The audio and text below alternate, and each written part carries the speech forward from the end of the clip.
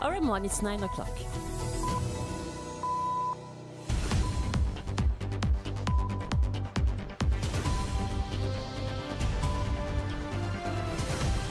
The news presented by Eris Stewart. Good morning, Eris. Good morning, Sophie. The headlines. Attorney General set to present 2 landmark bills in Parliament aimed at overhauling judicial review and disciplinary processes in the legal profession. UK Parliament resumes crucial committee debates on Chagossians' rights of access to their ancestral archipelago under the Diego Garcia bill. Mauritian Group makes historic breakthrough as Bunjan-owned Beta Oil Terminal acquires international petroleum company Engen Mauritius. Government, unions and employers prepare for a pivotal first round of tripartite talks on wage compensation amid rising cost of living pressures. FCC hands back over 90% of embezzled funds to Mobank in a major asset recovery success following a 2018 internal fraud scandal. Navin Kisner faces the Assize Court as high-profile drug trafficking case revives memories of the massive 2017 heroin seizure. Staggering national survey reveals nearly half of Mauritian minors and 1/3 of Rodrigue's children have suffered under the hands of sexual abuse. In world news, Ethiopia's Haile Gubi volcano erupts for the first time in 12,000 years in a region already prone to major tectonic activity. And in sports news, Manchester United's unbeaten run ends as Everton clinch historic victory at Old Trafford. We start this morning ahead of National Assembly, where Attorney General Gavin Glover is expected to present for second and third reading the Courts Amendment Bill, as well as the Law Practitioners Bill. These are 2 major pieces of legislation aimed at modernizing and strengthening administrative and disciplinary justice mechanisms within the legal profession. Didier Rose and Lovina Sophie tell us more. The Courts Amendment Bill proposes an important reform of a judicial review procedure. It aims to simplify and speed up the processing of administrative justice appeals. From now on, applications for leave to lodge a petition will have to be examined by a judge in chambers, inter partes, based solely on written submissions. However, the judge may request additional written arguments and, in exceptional circumstances, order a hearing in chambers. The bill also introduces a prescribed time frame for ruling on these applications and provides that once leave is granted, it will stand as the judicial review petition itself. Several laws will be amended to align with these new provisions. The Law Practitioners' Disciplinary Proceedings Bill, meanwhile, aims to strengthen transparency and rigor in handling professional misconduct by lawyers, attorneys, and notaries. It establishes the Law Practitioners' Complaints Commission, an independent body tasked with screening, investigating, and recommending disciplinary action while leaving sanctioning powers to the Supreme Court. And staying with Parliament, in the UK Parliament, the access rights of Chagossians to their archipelago are at the heart of this decisive second day of committee examination of the Diego Garcia and British Indian Ocean Territory Bill this Tuesday. This follows first day of debates on 18 November, where only around a dozen of the 90 tabled amendments had been renewed. It's a first. A 100% Mauritian group has acquired an international petroleum company. Beta Oil Terminal Limited, a subsidiary of the Bunjan Group, becomes the first Mauritian group to operate a network of fuel stations. The company, having obtained approval from the Competition Commission, officially completed the acquisition of Engen Petroleum Mauritius Limited this month. More on this with Maya Lachman. In the business world, this is being called a historic move, especially considering that a major player in the Mauritian economy is behind the acquisition. By officially finalizing the purchase of Engen Petroleum Mauritius Limited this month, Beta Oil Terminal Limited becomes the first Mauritian company to own and operate a network of petroleum service stations. In the coming days, it will also be working to give the brand a more local identity. Founded in the 1960s, the Bunjan Group has diversified over the years, expanding from construction to hospitality, maritime transport and real estate. With 15 years of international experience in the oil sector, this acquisition marks its entry into retail distribution.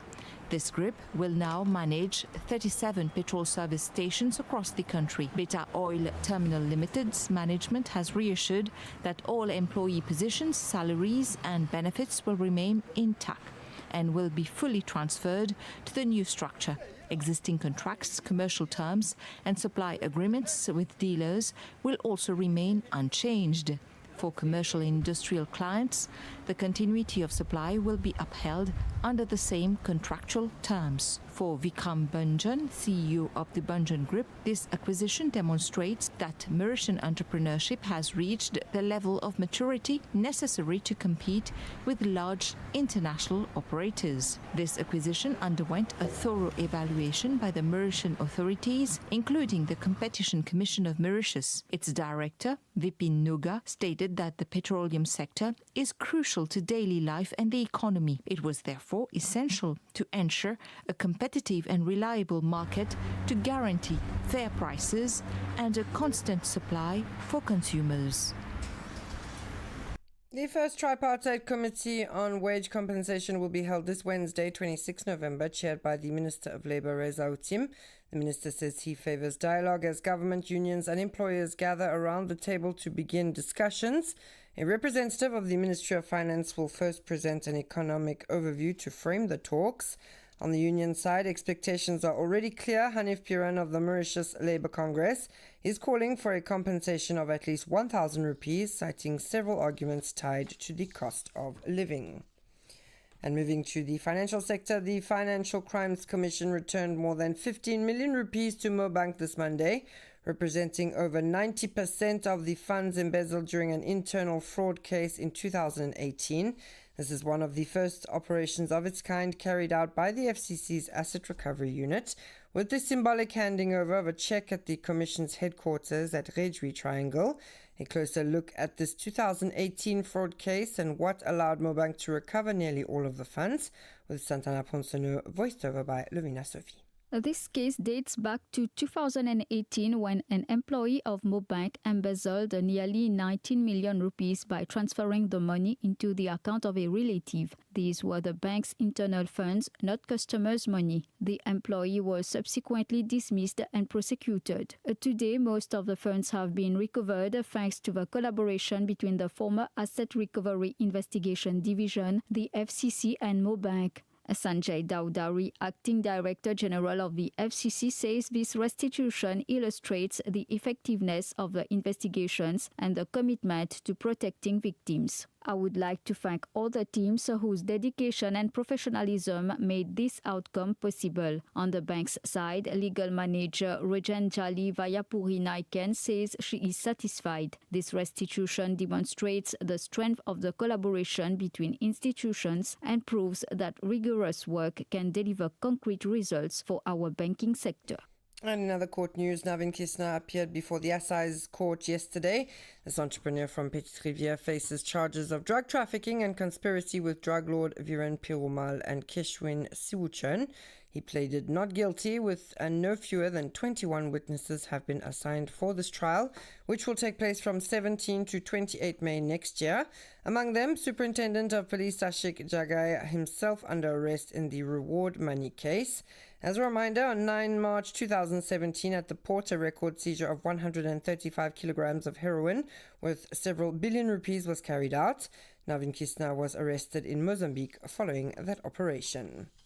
And finally, in other concerning news, figures show that 42% of minors in Mauritius and 31% in Rodrigues have been victims of sexual abuse. This is the finding of a national survey conducted by Kantar Analysis commissioned by Pedostop. This NGO has been working against child sexual abuse for the past 10 years. We take a listen to more on this NGO in this report voiced over by Maya Lachman. Behind these walls, efforts are made to find solutions, ease the pain and manage the trauma. This voice belongs to a mother speaking out against the predator who sexually assaulted her child. Here, in Pedostop office, all conversations are confidential. The organization offers legal and psychological support to any victim of child sexual abuse. On rassure aux victimes surtout que We reassure victims that everything that is said remains confidential so that they can speak freely. Then there is a screening of the victim, and if that meets the criteria of pedostop, then there is full support. There is also the watch brief to accompany victims to give their statements and prepare them for court. The statistics are alarming. A 2024 study conducted by Kantar reveals that more than 40% of children are victims of sexual abuse in Mauritius and in Rodrigues. Among them, 7 out of 10 suffer from mental and behavioral issues. We